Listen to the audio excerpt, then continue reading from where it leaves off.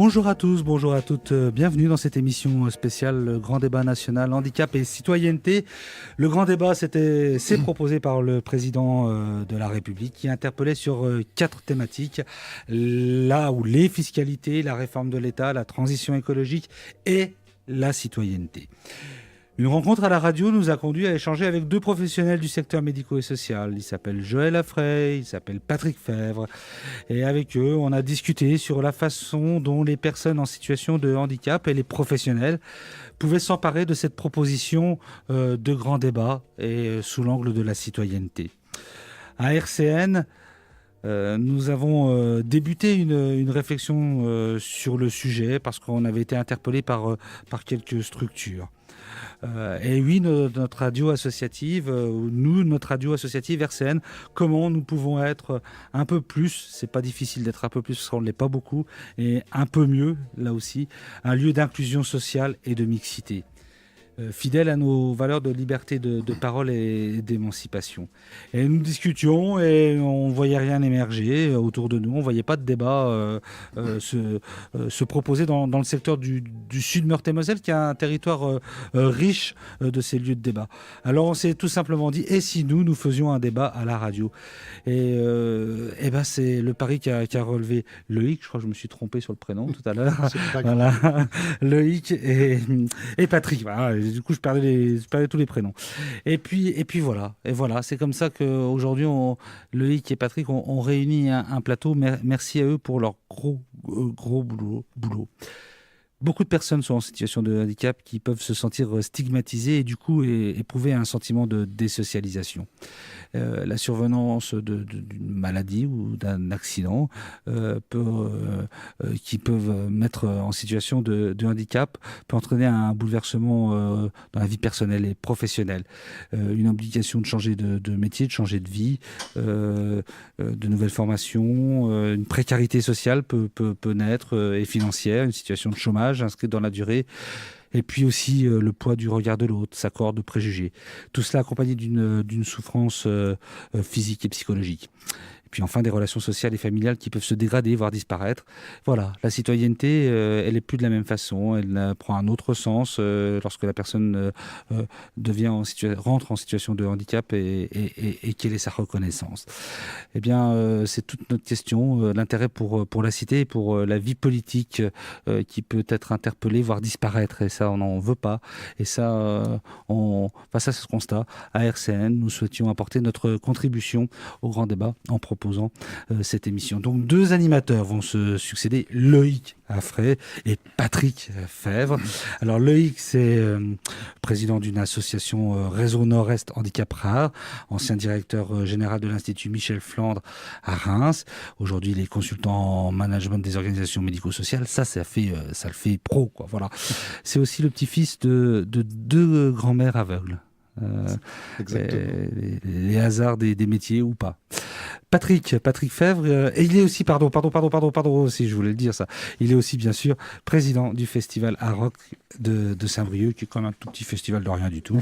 Voilà, donc en passant, ouvrons-nous aux cultures. Patrick Fèvre, il est directeur général de sa société de consulting. Il a en conseil et en organisation et management des transitions dans le secteur médico-social. Il a été directeur d'associations sanitaires et médico-sociales sur le sud Lorraine, on va dire. Voilà. Il est expert certifié AFNOR, évaluateur externe du secteur social. Et puis en plus, puisqu'il s'ennuie un petit peu, il est élu local. Voilà.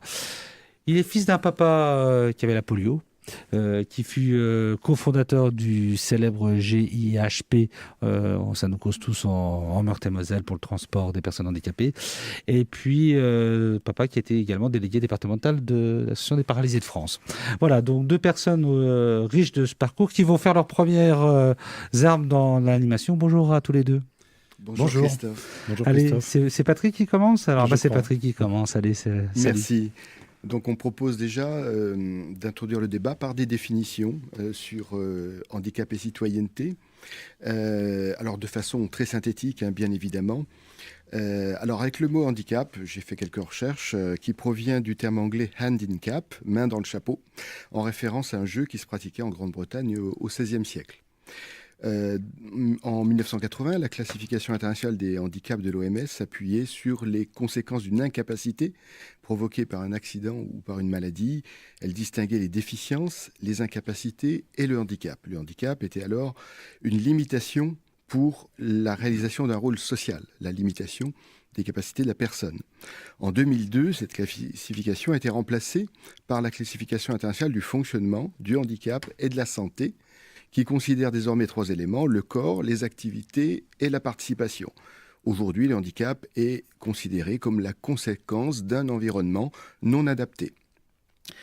En droit français, la loi du 11 février 2005 pour l'égalité des droits et des chances a intégré ces évolutions dans notre législation en apportant des améliorations significatives pour l'intégration scolaire, l'intégration professionnelle, l'accessibilité des lieux publics et la compensation du handicap. Pour la citoyenneté, c'est la conséquence de la possession de la nationalité française et des droits civiques et politiques qui y sont associés. La notion de citoyenneté renvoie à l'existence des libertés et des droits fondamentaux que l'on retrouve dans plusieurs sources: la Déclaration des droits de l'homme du citoyen, 1789, le préambule de la Constitution de 1946 et la Charte de l'environnement adossée à la Constitution depuis 2005.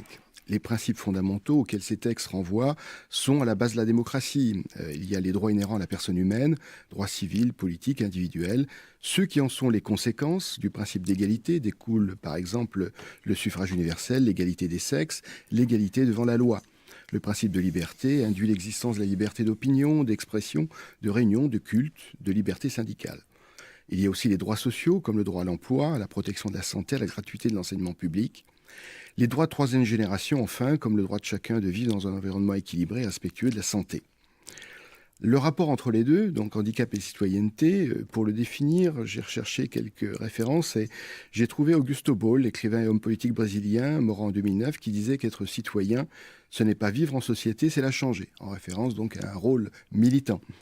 Notre débat sur le thème handicap et citoyenneté met donc en écho la nouvelle définition environnementale du handicap et questionne la capacité réelle des personnes en situation de handicap d'exercer dans notre citoyenneté, dans notre société, leur pleine citoyenneté. Pour appréhender cette réalité, et c'est le corps de notre débat, il faut interroger bien sûr l'efficacité des lois qui visent à faciliter l'exercice de cette citoyenneté au travers de la promotion d'une société inclusive, des initiatives visant à adapter la société, à compenser les handicaps, mais aussi à l'évolution en profondeur de l'organisation du secteur médico-social qui accompagne les personnes handicapées dans leur projet de vie. C'est ce à quoi nous allons nous employer en commençant tout d'abord à questionner notre premier invité, le professeur Sid Abdellaoui. Bonjour professeur. Bonjour. Docteur en psychologie, professeur à l'Université de Lorraine. Et pour vous questionner, professeur, sur l'esprit des lois, comme disait Montesquieu, c'est-à-dire comment la représentation du handicap a pu évoluer dans nos sociétés modernes, comment le droit s'en est emparé et quelle influence cela a-t-il pu avoir sur la place des personnes handicapées et sur l'exercice de leur citoyenneté. Selon André Chantreau, sociologue et ingénieur de recherche à Paris 13, être citoyen, c'est être reconnu quelque part. Selon vous, professeur, les personnes handicapées sont-elles reconnues quelque part? Sont-elles réellement des citoyennes? Il est sympa, Patrick. Hein? Ah oui, C'est un petit sujet comme ça. Vous avez 5 minutes. Oui, alors déjà, il y a tout ce que l'on va mettre derrière le terme de reconnaissance, puisque effectivement, si cela est acté d'un point de vue juridique, encore faut-il que cette reconnaissance puisse être incarnée, puisse être vécue comme telle par les personnes concernées. Et donc, de ce point de vue-là, il y a toute la dimension qui me semble être essentielle dans cette lutte que l'on mène contre les exclusions de toutes sortes, pour l'inclusion de tout individu, de toute personne faisant partie de notre société. Eh bien, cette lutte-là, elle doit en passer par un travail sur les subjectivités, puisque le droit pose effectivement un cadre, le droit établit un certain nombre de critères susceptibles de faire évoluer on va dire, les configurations permettant d'intégrer de façon totale la différence. Et donc, on a de nombreux exemples de structures, de politiques publiques, de cadres ou de paradigmes législatifs qui donnent, on va dire, la possibilité à chacun de se défendre face à des décisions discriminatoires, des décisions de non-implication pour des raisons, je dirais, de différence, que ce soit d'un point de vue mental, psychique, d'un point de vue somatique, du point de vue de la locomotion, etc., etc. Par contre, tout ce qui renvoie à l'évolution des mentalités est regardé de façon distante. Pourquoi ? Parce que, comme dit Freud, on ne peut pas être au balcon et être celui qui passe. Donc, on ne peut pas être les deux. Toute la question est de savoir comment on fait évoluer ces subjectivités, tout en comptant sur des personnes qui elles-mêmes sont, je dirais, parasitées par ces subjectivités. Autrement dit, il y a un hiatus entre l'évolution des institutions, l'évolution du cadre juridique et l'évolution des mentalités. Donc, à mon sens, même si on commence à parler méthodologie du travail en coordination, et on le voit à travers le dispositif intégré, à travers un certain nombre de politiques publiques qui nous commandent de travailler ensemble. Donc, il y a de plus en plus, effectivement, d'efforts faits sur la question des compétences, la question des méthodologies professionnelles. Mais qu'en est-il du travail fait sur le plan des empathies, sur le plan de la compréhension de cette complexité que nous renvoie la différence, finalement. Ce travail qui, à mon sens, doit être fait très, très tôt.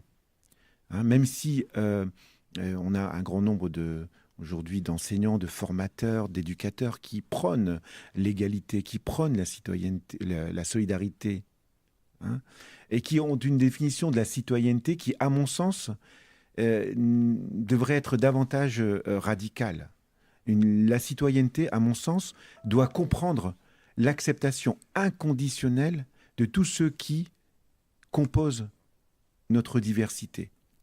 Or, moi, je ne poserai pas la question de savoir si la personne souffrant d'un handicap doit être citoyenne, peut être citoyenne ou pas.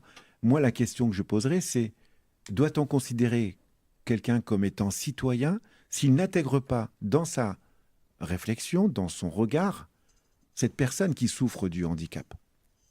Et à partir de là, on pourrait très bien exclure du champ de la citoyenneté tous ceux qui ont une vision partielle, parcellaire, discriminante de la société. On est bien dans...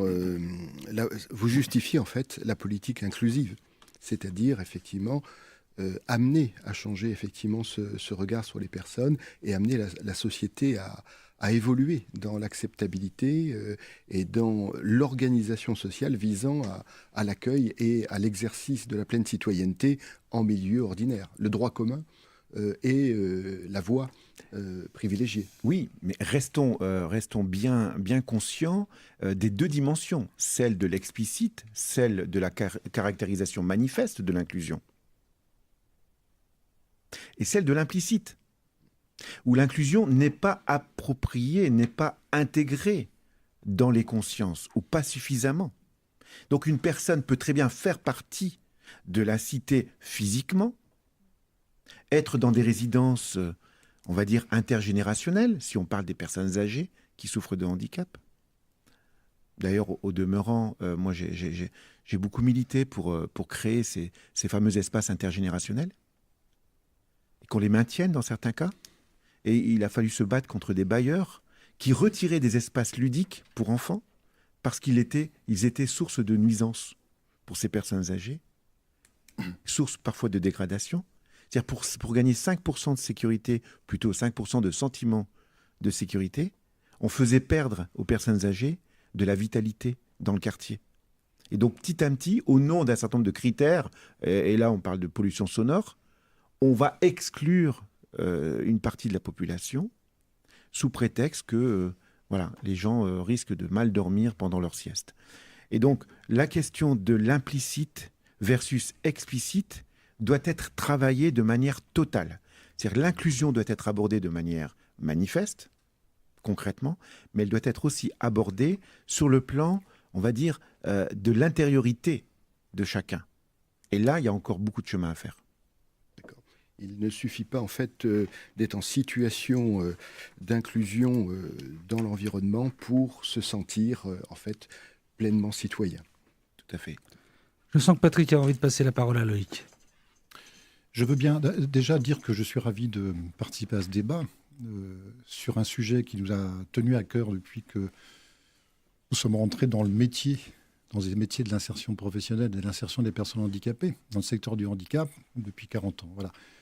J'ai envie de dire, pour réagir avant d'interroger Richard Clodon, comment pouvons-nous faire en sorte d'intégrer dans nos consciences à tous, ou faire en sorte de participer à cette intégration dans nos consciences, comment pouvons-nous faire intégrer cette idée de l'inclusion comme une norme sociale, finalement? Cher professeur, Alors, pratiquement. oui, alors, concrètement... Pour tous, tu es bien d'accord, là, tu invites tous citoyens, là. Tous citoyens. Oui, Voilà. effectivement. Pas les professionnels que vous êtes, là, autour de la table. Tous les citoyens de ce pays, de cette société. On parlera peut-être de l'Europe aussi, peut-être, et du monde d'ailleurs, mais nous sommes à Nancy, Oui, déjà. alors effectivement, je vais garder à l'esprit qu'il convient d'aborder les choses de manière concrète. Oui. Et j'ai à la fois une activité en tant qu'enseignant-chercheur, donc travaillant sur le développement des approches théoriques, interroger ces approches théoriques et voir si elles résistent à des réalités qui évoluent sans cesse. Mais j'ai aussi une casquette de praticien en tant qu'expert auprès des tribunaux. Je travaille sur des réalités parfois glauques, en tant que psychocriminologue également. Et je m'aperçois qu'un certain nombre de choses vont facilement se répéter. D'une part, parce qu'elles n'ont pas suscité suffisamment de conscientisation, mais avoir conscience d'un méfait, d'une déviance, d'un mauvais comportement est une chose, voire même que son pneu soit crevé, c'est une chose, mais ce n'est pas cette conscience-là qui va faire que son pneu va d'un coup se regonfler. Et un deuxième point qui me semble essentiel, c'est celui du remords. Et là, je m'inspire d'un modèle du changement, qui est celui de l'école de Genève, développé par le professeur Muni, qui dit qu'il n'y a de changement que s'il y a acceptation d'un état de conflit.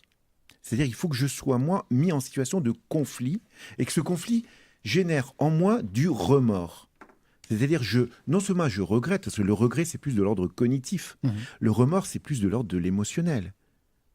Et donc, faire prendre conscience aux personnes que leur comportement est une source de déstabilisation, de dégradation, d'humiliation, de rejet. Prendre conscience et en même temps faire en sorte que les personnes se sentent mal à fonctionner de cette façon-là. Et il y a des outils, il y a des dispositifs, il y a des exercices, il y a des mises en situation, il y a des expositions, par exemple. Une exposition peut être une source de prise de conscience, mais il faut qu'elle soit accompagnée aussi d'événements, d'actions qui suscitent ce remords. C'est-à-dire, je n'imaginais pas être aussi discriminant dans mon approche. Par des démonstrations quasi scientifiques. Votre approche est discriminatoire. Et je vais vous le démontrer par A plus B. Et ce n'est pas votre conscient, le domaine de votre, je dirais, du niveau conscient qui est à interpeller, c'est celui du non-conscient. C'est-à-dire qu'on va toucher à des niveaux quasi archaïques, à des niveaux profonds chez l'individu. Pourquoi ? Parce que nous héritons aussi d'une histoire du rapport au handicap qui va même jusqu'à l'Antiquité, où on tuait les enfants handicapés dès leur naissance. Petit à petit, arrivé au Moyen-Âge, on a commencé à les accepter. L'infirmité était reconnue, mais on les enfermait. Et petit à petit, on a commencé finalement à faire preuve de compassion pour eux. Mais ces éléments-là restent encore présents et ne sont pas du tout source de créativité. Eh bien, ça balance, dites donc, docteur Abdellaoui, le cadrage est un peu... un peu violent. Loïc, on continue ? Merci, cher professeur. Peut-être nous faut-il aussi jouer sur des mots importants. Il faut faire une différence entre la fraternité, qui est importante dans nos sociétés, qui est à frontispice de la République, et le sentiment de pitié, peut-être que nous pouvons avoir dans quelques situations, dont il nous faut quitter de l'esprit. Il faut que nos esprits, c'est ça. Tout à fait. Je vais interroger Richard, peut-être pour Richard Clodon, qui est docteur en psychologie. Merci d'être là, Richard, aujourd'hui. Et vous étiez également, cher Richard, professeur à l'université, mais vous avez... non. Donc, vous étiez directeur d'établissement médico-social et directeur d'hôpital à plusieurs reprises. Voilà. Donc, vous pouvez peut-être nous parler, rendre concret le propos introductif du professeur Abdelaoui, rendre concret, quelle est pour vous, en tous les cas, l'effectivité, va-t-on vers davantage d'effectivité dans l'exercice qui est nôtre d'appliquer ces droits de la personne handicapée? Bonjour à tous et à toutes. Oui, disons que la mission est simple, apparemment. Alors, on va reprendre donc cette question de l'effectivité en essayant donc de la redéfinir, donc essayer de recadrer un petit peu ce que c'est que l'effectivité. On peut dire qu'un principe est effectif dès lors qu'il n'a pas peu ou plus de risque qu'il soit remis en cause. Il est indiscutable par conséquent, opposable donc au tiers. Le fait d'être intégré dans nos habitudes sociales est la preuve à la fois qu'il est bel et bien appliqué et qu'il correspond à une attente effective ou à un besoin du corps social. C'est par exemple le cas de l'abolition de la peine de mort ou de la pénalisation de la déviance routière. Ces deux principes sont à la fois strictement respectés et n'appellent pas de remise en question. En revanche, on peut constater actuellement en France, pour des raisons que je nommerai, que je qualifierai de diverses et variées, thérapeutiques et ludiques, que la banalisation de la consommation du cannabis, par exemple, conduit à contester l'effectivité de la législation en la matière. Le sujet fait débat dans notre société à tel point que les contrevenants ne se voient pas ou peu infliger de peine. Alors, dans ce cas, une fois qu'on a à peu près, on s'est entendu sur le terme d'effectivité, peut-on dire qu'il y a effectivité de l'exercice des droits des personnes handicapées? Alors je dirais a priori oui, puisque le principe semble maintenant acquis. Alors bon, je reviendrai un petit peu modestement donc sur ce qui a été dit précédemment pour l'étayer par rapport à cette réponse que je formule. On va dire que personne dans la société française actuellement ne s'élève pour contester donc ce principe. Voilà, c'est un aspect formel. Si vous n'en êtes pas convaincu, essayez de vous garer sur une place handicapée, vous verrez. Vous avez déjà toutes les chances d'être verbalisé à une certaine hauteur. Je vois qu'il y en a qui ne sont pas tout à fait d'accord, mais bon, ça arrive, je peux vous le dire, même quand on ne s'en rend pas compte, mais les forces de l'ordre sont là pour nous le rappeler, grand heureusement. Et surtout, je dirais que vous avez toutes les chances d'essuyer l'indignation des passants. C'est-à-dire qu'on voit bien qu'il y a une mobilisation maintenant du corps social sur cette question-là.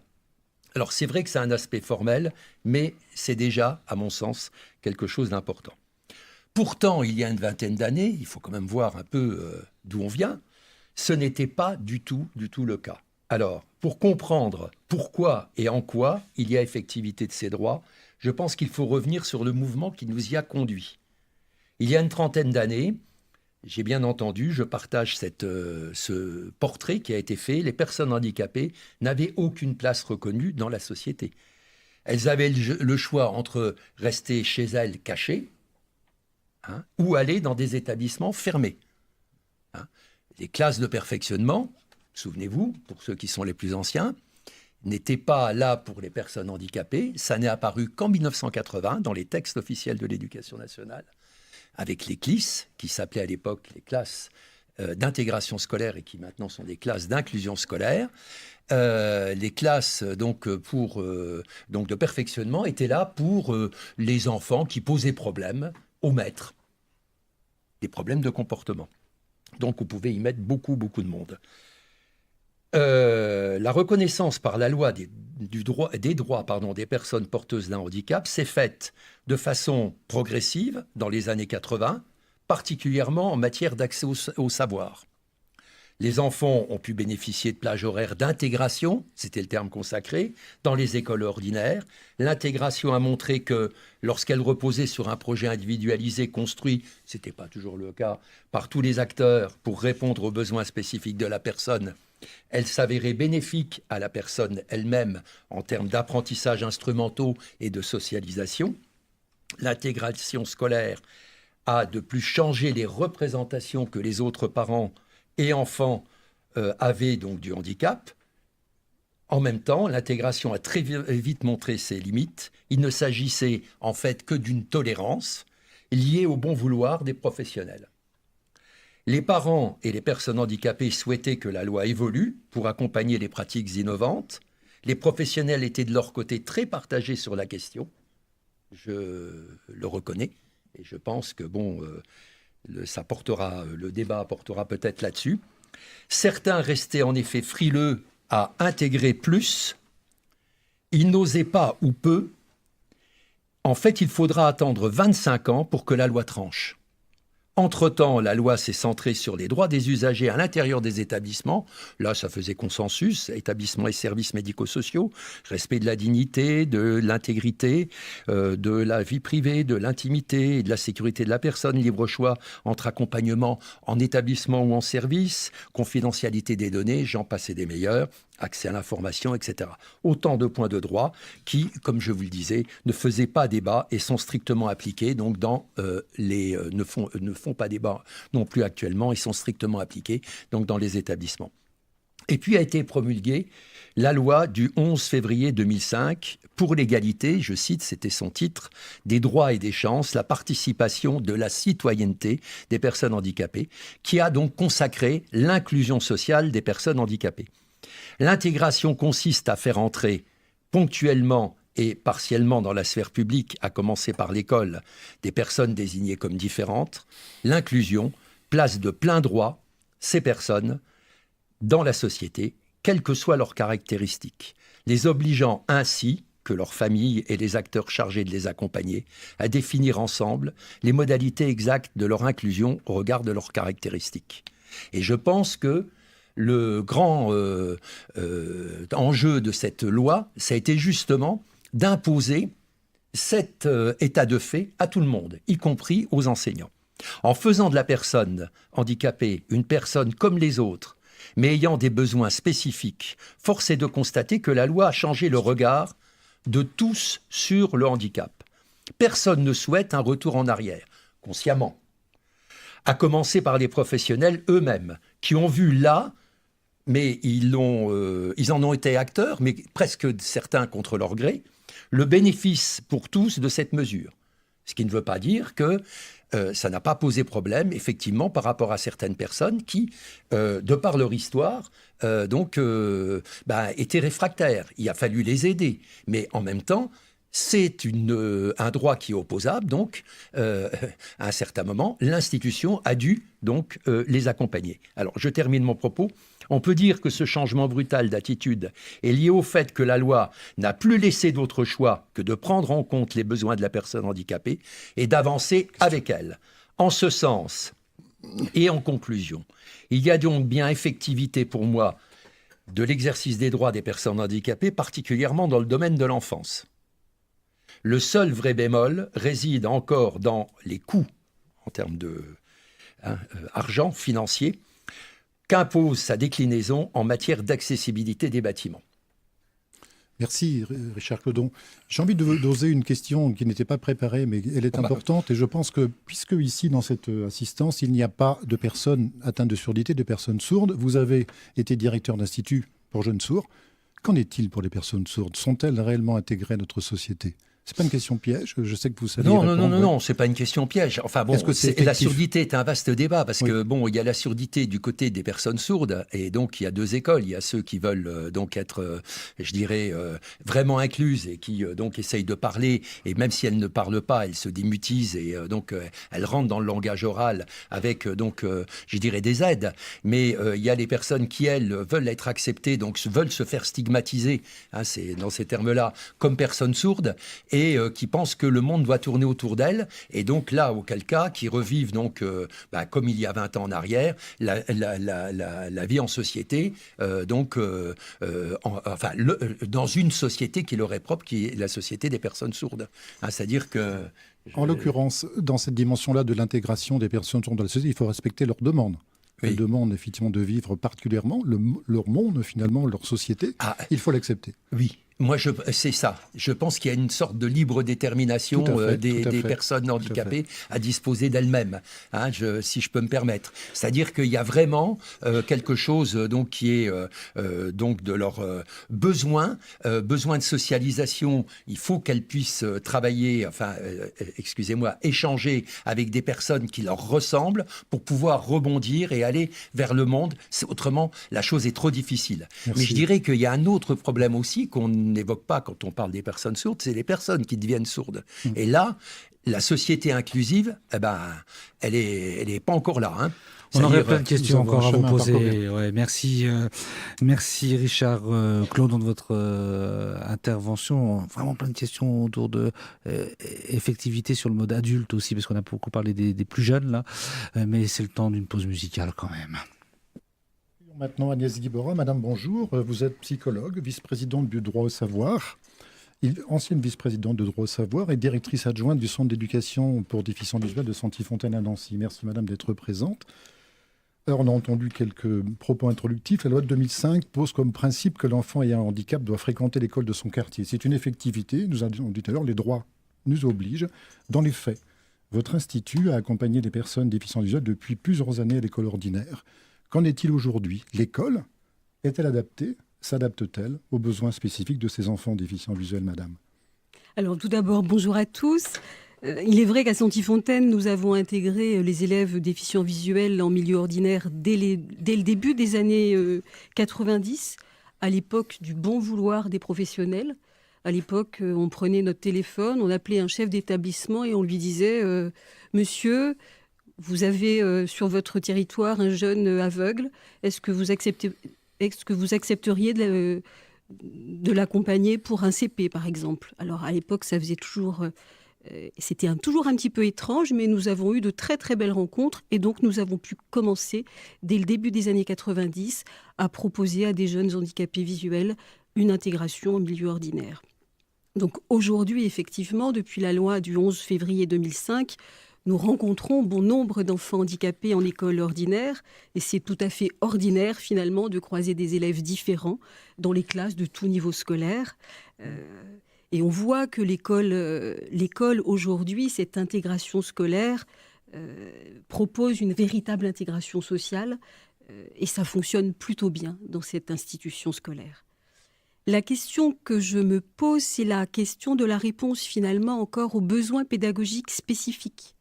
Aux besoins de compensation, elle se pose encore parfois. Je ne suis pas certaine que tous les élèves handicapés bénéficient de toute la pédagogie spécifique adaptée dont ils pourraient avoir besoin.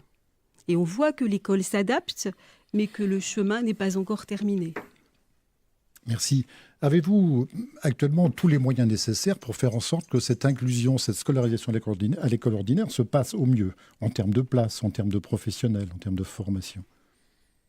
Concernant les moyens, il en manque encore aujourd'hui. La plupart des services d'accompagnement pour des enfants déficients visuels en inclusion sont surchargés. Les listes d'attente de prise en charge sont encore longues. On a parfois des jeunes qui doivent attendre quelques années avant d'être accompagnés. À Santi-Fontaine, aujourd'hui, nous avons donc 108 enfants pour un agrément de 88, avec les moyens pour 88 enfants.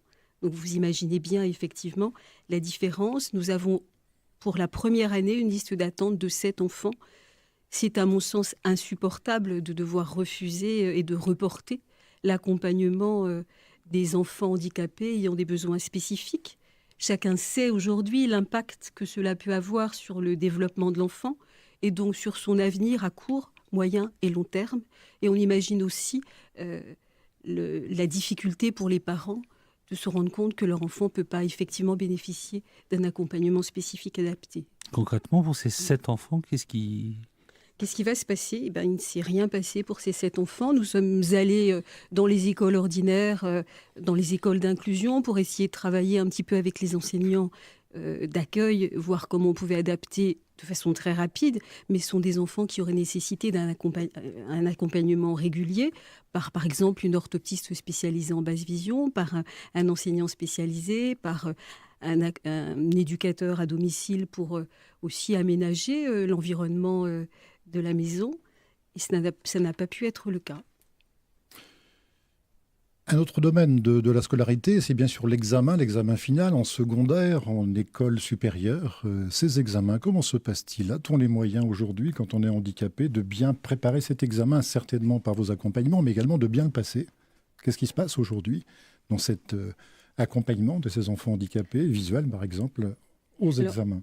La question de l'aménagement d'examen est une question sur laquelle nous faisons régulièrement des retours à l'Éducation nationale et au ministère des Affaires sociales et de la Santé. La loi dit ceci: le médecin rend un avis dans lequel il propose des aménagements. Et l'autorité administrative décide des aménagements accordés. On voit bien que c'est un parcours en 2 temps qui n'est pas fluide. C'est la même chose pour les concours d'entrée dans les grandes écoles. Alors je vais m'expliquer un petit peu. Pour les élèves déficients visuels, le médecin, conseiller technique de l'Éducation nationale, va proposer et propose toujours les aménagements nécessaires, c'est-à-dire les aménagements avec lesquels l'élève a suivi son année scolaire. Par contre, la direction des examens et des concours ne suit pas toujours l'avis du médecin, pour des raisons pratiques, pour des raisons matérielles. Je vais vous donner quelques exemples. Un élève malvoyant a besoin d'adaptation dans une certaine police de caractère, dans un certain type d'agrandissement, avec un certain type d'interligne. Ça va lui donner une lecture plus fluide, plus confortable, permettant effectivement de réduire l'effort à lire et permettant aussi de réduire la fatigue visuelle. En Lorraine, seule une police de caractère et 2 agrandissements sont retenus. C'est-à-dire que les élèves déficients visuels qui ont l'habitude et qui ont besoin de travailler, par exemple, en police Arial 26, vont passer leur bac avec une police 20. On peut imaginer... C'est inadmissible Voilà. et parfaitement inéquitable. Et lorsque nous interrogeons la direction des examens et concours à ce sujet, la réponse tourne toujours autour de « mais avec les déficients visuels, c'est toujours pareil, il faut toujours de l'individuel ». Eh bien oui, pour les malvoyants, et je pense que pour bon nombre d'élèves à besoins spécifiques, on doit faire du cas par cas. Sinon, il me semble que l'inclusion ne fonctionnera pas. Cette singularité est nécessaire. On peut estimer effectivement que la condition de réussite aux examens pour ces enfants déficients visuels est compromise, sans doute, certainement. Un autre domaine, dans cette salle, il y a quelques professeurs et quelques docteurs. Mais est-ce que les personnes handicapées ont la chance de poursuivre des études comme messieurs, là, tout à l'heure, quand vous exprimiez? Est-ce que c'est facile pour eux d'intégrer l'université, l'école, les écoles d'enseignement supérieur? Qu'est-ce qui se passe aujourd'hui? Puisqu'il y a des demandes, bien évidemment, aussi. Dans la suite, effectivement, de cette loi du 11 février 2005, des cellules handicap ont vu le jour dans les universités, des cellules dont la mission est d'évaluer les besoins de l'étudiant handicapé, de mettre en place les aménagements nécessaires et de faire les liens avec l'équipe pédagogique. Alors, dans les retours que nous pouvons avoir sur le territoire français, il y a une réelle disparité dans l'accompagnement des étudiants handicapés en fonction des universités, et ça, c'est extrêmement dommageable. Mais globalement, ça fonctionne quand même plutôt bien. Ce qu'on voit aussi, c'est que des services médico-sociaux peuvent venir compléter ce dispositif universitaire. En Lorraine, on a effectivement le SISU, le service d'intégration scolaire et universitaire, qui fonctionne vraiment bien. Sa mission est d'accompagner tous les étudiants atteints de handicap dans un service d'accompagnement pédagogique, secrétariat de cours par exemple, aménagement d'examen, adaptation des supports de cours, mais également accompagnement pour les repas, pour les toilettes et toutes les choses qui rendent effectivement l'étudiant handicapé étudiant comme les autres. Merci, madame. On voit que la loi oblige. La loi nous dit qu'il convient effectivement d'accompagner ces personnes, mais que les moyens ne sont pas toujours là pour que cette scolarisation, ces études supérieures se passent peut-être au mieux pour ces personnes. C'est Loïc qui continue toujours avec... Nous allons on doit retrouver Jean-Marc Delay au téléphone. Normalement, êtes-vous là, monsieur Delay? Oui, bonjour. Bonjour à tous. Bonjour. Bonjour, monsieur le président. Nous sommes ravis de vous accueillir, même si vous êtes loin à Saint-Dié, effectivement. Dans Pas si loin. Voilà, pas si loin. ça fonctionne bien. Voilà, merci de vous accueillir. Donc, vous êtes médecin, endocrinologue, et vous êtes depuis quelques années maintenant donc acteur du handicap. Et vous êtes président aujourd'hui de l'association Turbulence à Saint-Dié, qui gère 2 établissements d'accueil pour personnes handicapées, MAS notamment. Voilà. Nous allons vous interroger sur des particularités de votre organisation. À votre avis aujourd'hui, pour vous, pour les personnes que vous accompagnez dans vos établissements, est-ce que le tout inclusion est possible? C'est-à-dire que le risque en institution, c'est effectivement la coupure avec le monde réel. Nous, la vie en institution peut être effectivement considérée comme antinomique de la notion d'inclusion. Cependant, je suis et nous sommes persuadés que nous aurons toujours besoin d'institutions pour les handicapés les plus lourds, ceux que nous accueillons à la maison du XXIe siècle et à la maison mosaïque de Saint-Dié-des-Vosges, la section Turbulence, parce que des autistes profonds, des polyhandicapés très atteints, effectivement qui sont dans nos institutions, on peut se demander comment on peut les inclure dans la vie de tous les jours. Comment faire vivre pour ces gens-là une citoyenneté? Comment garantir certains droits fondamentaux auxquels nous sommes tous attachés, l'éducation, la vie citoyenne, la vie de relation, la vie l'épanouissement grâce au contact avec les autres. Alors, nous, notre institution, notre association a essayé de réfléchir et cette réflexion nous a amené à amener un concept d'urbanité. Tout à fait. C'est en fait une déclinaison avant la lettre, puisqu'en fait c'était largement, on est créé depuis 1989, avant la notion d'inclusion qui est devenue maintenant obligatoire. En fait, la notion d'urbanité, pour nous, c'est une optimisation quasiment de l'inclusion, et je crois même qu'on va un peu plus loin. Ça veut dire quoi pour nous, l'urbanité? Ça veut dire que, comme beaucoup de gens, en fait, nous incluons dans les événements de la ville, les défilés, les fêtes, etc. Donc nos résidents y vont, les professionnels les accompagnent, et les parents, les bénévoles les accompagnent également. Ça, c'est effectivement assez classique. Mais ce sur quoi nous avons insisté depuis le début, c'est qu'il fallait également, pour que l'inclusion se fasse et soit réciproque, il faut en fait accueillir dans la vie de nos établissements la vie de la ville. C'est-à-dire qu'il faut vraiment que des gens qui ont envie de visiter cette maison, de nos maisons, qui ont envie, qui cherchent un lieu pour faire une fête ou faire une exposition ou je ne sais quel acte qui intéresserait beaucoup d'autres gens, ils peuvent venir chez nous, on leur prête des locaux, on leur prête des salles, on leur prête des moyens, mais la condition étant qu'il faut qu'ils aient une relation pendant ce temps-là avec nos résidents, avec la vie des maisons. Autrement, nous serions une simple maison de quartier, ça n'aurait pas beaucoup d'intérêt. L'intérêt, c'est qu'il y ait cette réciprocité qui se crée. Et c'est un peu le moyen que nous avons trouvé pour rétablir dans nos institutions, encore une fois, je pense que nous aurons besoin de très longtemps de ces institutions, rétablir un rapport équilibré entre les personnes handicapées et les citoyens. Voilà, donc vous nous faites vivre concrètement, là, ce que nous disait tout à l'heure, nous enseignait le professeur Abdelaoui, l'inclusion. Vous la faites intégrer dans les consciences des personnes. Pardon. Oui. Je vous en prie. Donc... Non, je dis effectivement, l'idée, c'est pas d'obliger les gens.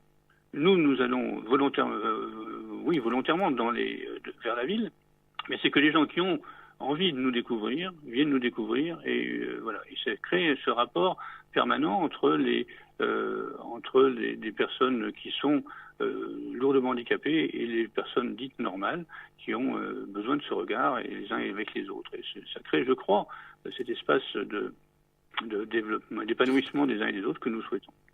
J'ai une dernière question peut-être, cher Président. Comment faites-vous? La famille a une importance capitale dans votre projet associatif. Comment faites-vous pour intégrer la famille? Comment participent les familles à la vie de votre institution?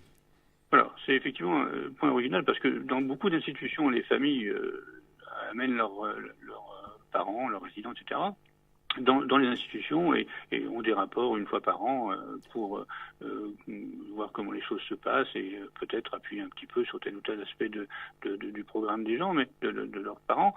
Nous avons cette volonté en permanence que les familles puissent intervenir, bien sûr en respectant les espaces des uns et des autres. C'est-à-dire qu'en fait, les familles respectent les professionnels et les autres résidents, les professionnels respectent les familles.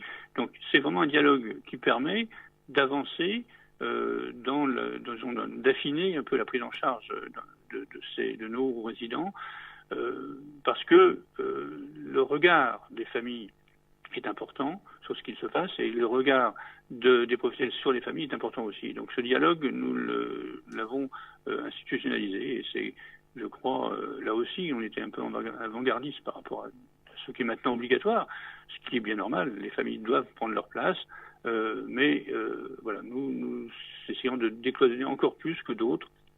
Mais bien sûr, l'écueil, parfois, c'est les familles qui pourraient être considérées comme trop présentes.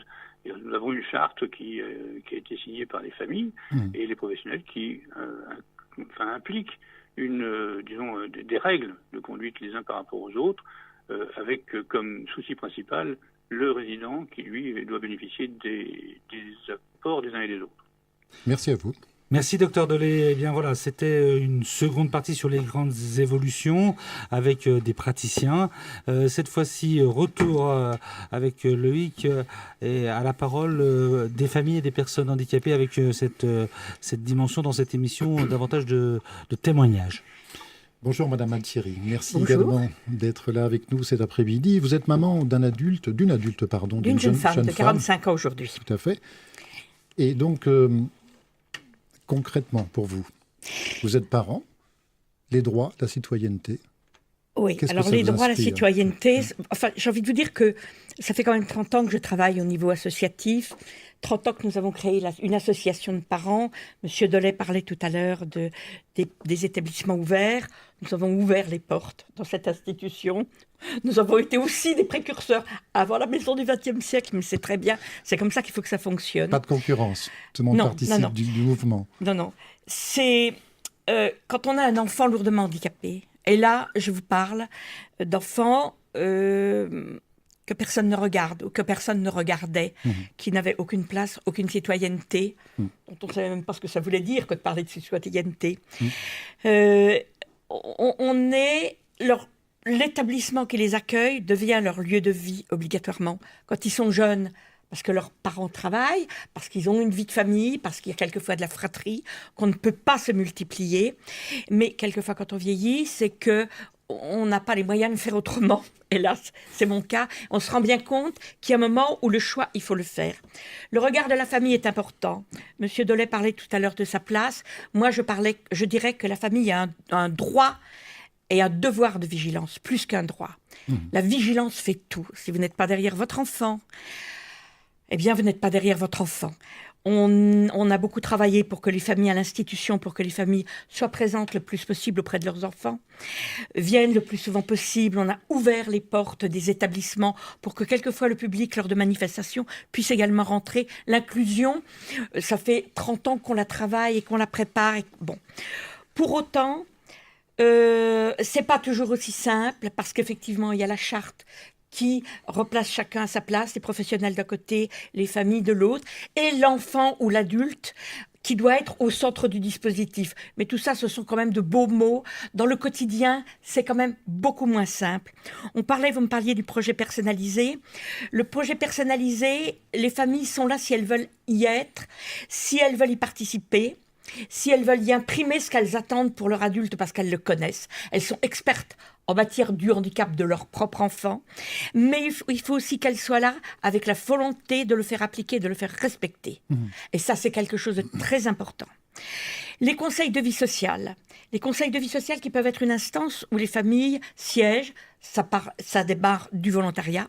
Dites-nous, expliquez-nous ce que c'est que le conseil de vie sociale, parce que les auditeurs ne savent pas forcément. Alors, le conseil de vie sociale existe dans nos établissements, comme ils existent dans les EHPAD ou dans n'importe quel établissement. Une instance consultative. C'est un lieu qui rassemble les familles, qui rassemble les professionnels, avec un certain nombre de moyens donnés, et au débat des problèmes de la vie courante. Des soucis du quotidien, des repas, du linge perdu, du contenu des journées, par exemple. Le résident, il y a une place. Le président est obligatoirement un parent. Le résident, il y a une place également.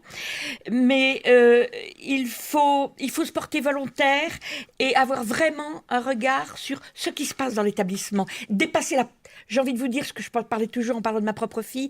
Le jour où mon regard a dépassé le dessus de sa tête, j'ai pu voir les autres. Oui, et c'est ça aussi un petit peu. Et puis, pour les parents qui désirent vraiment s'investir, il y a le conseil d'administration. J'ai été administrateur pendant 30 ans. Le conseil d'administration, c'est là où les décisions sont prises. C'est là où on peut apporter des idées. Et je l'ai fait sur la création des 3 masses que nous avons créées parce que je connaissais sur le terrain en tant que parent les besoins que ça représentait. Ça permet de participer à la politique de l'établissement, de faire connaître aussi, là on parle de l'inclusion de nos enfants, c'est aussi un moyen de les inclure. Et puis, je voudrais vous parler encore juste d'une dernière chose, c'est la place des associations dans les établissements, des associations de parents. Quelle place on leur réserve, quelle place on leur laisse, quelle aide, quelle reconnaissance et quelle aide on donne à cette fonction. Très bien. Une dernière question et une réponse courte, madame. Il y a un questionnement qui nous interrogeons tous sur ce passage des âges, de avoir 20 ans et au-delà de 20 ans, avoir presque 60 ans et au-delà de 60 ans. Qu'est-ce qui se passe? En 2 mots peut-être, les questions aujourd'hui sur ces âges et ces évolutions. Avoir 20 ans pour un enfant lourdement handicapé, c'est le passage à la mise sous tutelle. Ça c'est clair, c'est net. C'est-à-dire que le parent ou l'adulte étant reconnu comme ne pouvant pas exercer ses droits, il est mis sous tutelle. Ça, c'est une chose. Et après 59 ans? Après 59 ans, le problème chez nous n'est pas tout à fait le même. Nous avons voulu, justement pour anticiper ce problème-là, nous avons voulu créer ce qu'on appelle des maisons d'accueil spécialisées, pour lesquelles il n'y a pas d'âge de sortie. Nos enfants rentrent dans cette maison à partir de 20 ans, quelquefois un peu plus, et ils vont y vivre et peut-être y mourir, sûrement y mourir. On a même été sur une réflexion sur vaut-il mieux les envoyer à l'hôpital ou... Et vraiment, la réflexion et le regard qu'on porte, c'est il faut que la personne handicapée qui va partir le fasse entourer des gens qu'elle connaît et qui sont attentifs à ses besoins. Merci, madame, pour votre témoignage. Je vous en prie. Nous allons maintenant accueillir monsieur Armand Martin. Vous êtes à mes côtés. Bonjour à tous. Monsieur. Vous êtes retraité, je crois. Vous êtes cadre bancaire. Oui. Vous avez milité à l'APF. Je suis élu et bénévole à l'APF, France Handicap. Il y a des questions particulières qu'on avait envie d'aborder avec vous, celles qui touchent le domaine de l'insertion professionnelle, qui est un autre domaine qu'il nous faut également appréhender. C'est une question que vous avez travaillé, qui me tient à cœur. Voilà. Parce que depuis peu, je suis correspondant emploi en fonction d'une convention que l'APF France Handicap a passée avec l'AGFIP. Donc je vous donnerai quelques chiffres tout d'abord. Et donc je vous parlerai des difficultés et des points d'amélioration pour le travail et l'embauche des travailleurs en situation de handicap. Et ensuite, je vous parlerai, si vous le voulez bien, de 4 dispositifs qui me tiennent à cœur aussi. C'est l'emploi accompagné, notre réseau correspondant emploi, le dispositif le DUOD et les contrats tremplin. Mais j'irai très vite. Si on peut le faire en quelques minutes, s'il vous plaît, même si le sujet est d'importance. Il n'y a pas de souci, Donc, rappelons que le taux de chômage est du double de celui de la population. Tout à fait. Donc 19%. Le taux d'atteinte d'obligation d'emploi n'est pas atteint. Donc, dans le secteur public, il est de 5,5% et dans le secteur privé, il est de 6%. Hein. Voilà, 6%. Donc, pour le secteur privé, il est de 3,8%. 6% du nombre de personnes salariées de l'entreprise. Pour les entreprises de plus de 20 salariés. C'est ça. Encore un chiffre, 980 000 personnes en situation de handicap travaillent sur 2,7 millions. 24% ont le bac, donc on verra dans les difficultés que justement le manque de qualification et de formation est un facteur aggravant la recherche d'emploi. Voilà. Donc 70% des personnes en situation de handicap sont en secteur privé, donc les 30% restants sont dans les ESAT, établissements de travail protégés. Voilà, et entreprises adaptées. D'accord. Voilà. Le taux de chômage croît d'année en année et la baisse des contrats aidés ne nous a pas aidés. Tout à fait. Il bénéficiait de nombreux contrats aidés dans les entreprises, associations notamment. Oui. Voilà. Alors vous parliez d'un domaine particulier tout à l'heure. Vous avez abordé juste en quelques mots la formation. Qu'en est-il de la formation professionnelle et de l'accès à la formation professionnelle aujourd'hui pour les personnes handicapées? Parce que c'est facile d'accéder aux centres de formation. Donc il y a l'AGFIP quand même qui aide financièrement l'accès aux contrats d'apprentissage, aux contrats d'alternance, aux contrats de professionnalisation Et il y a des formations initiales également, notamment dans la démarche présentée par Mme Guibora tout à l'heure sur l'inclusion scolaire. Notamment pour les personnes handicapées. Oui, certainement, qui sont à l'école, je voulais dire. Qu'est-ce qu'il y a, tout à fait. Ouais. Qu'est-ce qu'il y a aujourd'hui comme frein particulier pour que la personne handicapée soit au moins sur un pied d'égalité avec les personnes valides pour trouver un travail? Alors bon, moi je vous parlerai donc de la qualification, de la formation, du numérique par exemple. Et la mobilité. Alors, on va y arriver. Ouais. Donc, difficulté de concevoir un projet. D'accord. Difficulté de valoriser ses propres compétences. Mmh. Il y a l'âge, qui est aussi un facteur. Il y a beaucoup de demandeurs d'emploi qui ont plus de 50 ans. D'accord. Donc davantage encore que pour les personnes valides, le chômage touche les personnes plus âgées, je dirais. Voilà, tout à fait. Donc vous aviez abordé la mobilité. Donc là, ça se ressent énormément en milieu rural. Donc c'est encore plus difficile pour les personnes d'aller chercher un emploi et d'aller dans une entreprise. Dans ce territoire national, il y a effectivement des différences importantes en termes d'accessibilité aux infrastructures publiques, au transport. On le sait. Donc les personnes handicapées vivant à la campagne, aujourd'hui, sont davantage coupées de la société, du social, absolument, de la culture, absolument. Et également de l'emploi. Absolument. Et ce que je voulais vous dire aussi, c'est que les difficultés étaient également au niveau de l'entreprise. Elles ne sont pas qu'au niveau de la personne en situation de handicap. Ok. Merci, monsieur. Merci pour ce témoignage. On va passer peut-être à un dernier témoignage avec Madame Sylvie Goulin. Vous êtes également Madame en situation de handicap, militante à l'APF, déléguée départementale. Déléguée départementale. Vous êtes au fait de toutes les questions touchant la citoyenneté, le droit et le respect des droits aussi des personnes. Mais moi, mon discours, il sera plutôt, il sera plutôt pas du tout professionnel. Il sera plutôt de l'ordre du vécu et de ce que je vois autour de moi. Je ne suis pas une spécialiste, mais par contre, je vis les choses. Et en ce sens, voilà.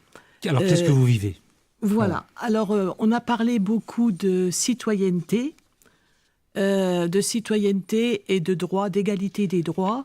Moi, personnellement, même si les lois sont là, je sens que les droits ne sont pas les mêmes pour tout le monde. Comme dirait Coluche, on est tous égaux, mais il y en a qui sont plus égaux les uns que les autres. Qu'est-ce qu'il y a comme différence que vous Alors, la différence, déjà, elle commence avec l'accessibilité. Elle commence avec le regard de l'autre. Elle commence aussi avec l'isolement. Moi, j'ai connu les deux situations, le rural, et maintenant je suis à Saint-Nicolas-de-Port. C'est plus urbain, mais j'ai vécu longtemps dans un petit village où j'étais très isolée. Et alors, sans transport, évidemment. Donc, double isolement, comment voulez-vous avoir droit à la parole et aussi paraître dans la cité et moi, si vous voulez, j'ai un petit peu de bouteille, donc j'ai un petit peu d'âge, et j'ai été jeune handicapée, mais ça fait déjà un petit moment. Et c'est vrai qu'il y a des changements qui ont été faits, que le regard des gens ont changé, qu'on voit de plus en plus de personnes handicapées dans la cité. Ça, c'est quelque chose à reconnaître. Mais il y a encore du travail, quoi.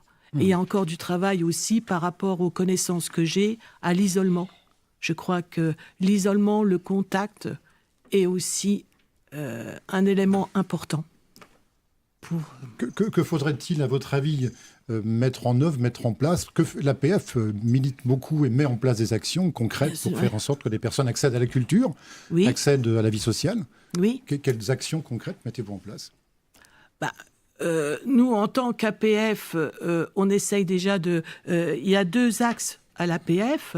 Un axe dit amitié, où les personnes veulent se retrouver au sein de la délégation et parler de leurs problèmes, etc. Donc ça, c'est quelque chose important pour elles. Et puis, il y a le côté revendicatif dont je fais partie. Militant, oui, voilà, plus exactement. Dont je fais partie et qui... essaye de trouver des tremplins et d'aider, voilà. Les actions qu'on peut mettre en place, c'est déjà lutter pour le transport. Ce qu'on avait fait déjà dans le PIO avec un transport adapté sur Longwy. Là, ça a aussi changé beaucoup la donne. C'est le premier point. Et puis, après être à la demande de ce que les personnes demandent, être à l'écoute de ce que les personnes demandent, être au fait des lois et surtout faire attention dans un monde où l'argent devient un problème et où on sent qu'il y a quand même, qu'on resserre un peu les bourses, qu'on ne soit pas lésé sur nos droits. Parce qu'il y a une tendance quand même. On a parlé de la loi de 2005 qui était formidable, mais qui n'est pas forcément toujours appliquée non plus. Voilà. Merci madame. Merci pour votre témoignage. Il faudrait effectivement qu'on aille beaucoup plus loin dans ces questions, notamment sur les moyens aujourd'hui de subsistance des personnes handicapées, les allocations, etc. Aussi. Nous n'avons pas le temps. Autre témoignage, monsieur Jean Lernaise, vous êtes nancéen d'origine également, donc vivant à Nancy, ou dans sa périphérie. Vous avez 57 ans. Vous avez une carrière assez exceptionnelle, donc on a envie également d'écouter votre témoignage. Et puis peut-être, si je puis me permettre, je vous connais quelque peu, la lutte qui a été la vôtre aussi pour parvenir au poste que vous avez occupé. Donc votre témoignage sur votre vie professionnelle, s'il vous plaît. Vous acceptiez effectivement d'être témoin, puisque ça peut servir également aux personnes confrontées à des handicaps. Bon, moi, je ne suis pas non plus un spécialiste du handicap, mais ça fait 57 ans que... j'ai 57 ans d'expérience, on va dire. Et c'est vrai que de ce que j'ai à entendre, notamment les évolutions, j'ai fait des études en 80, enfin j'ai fini mes études en 80, et c'est vrai que j'ai cherché du travail en 80. Et ça a été extrêmement difficile de trouver du travail.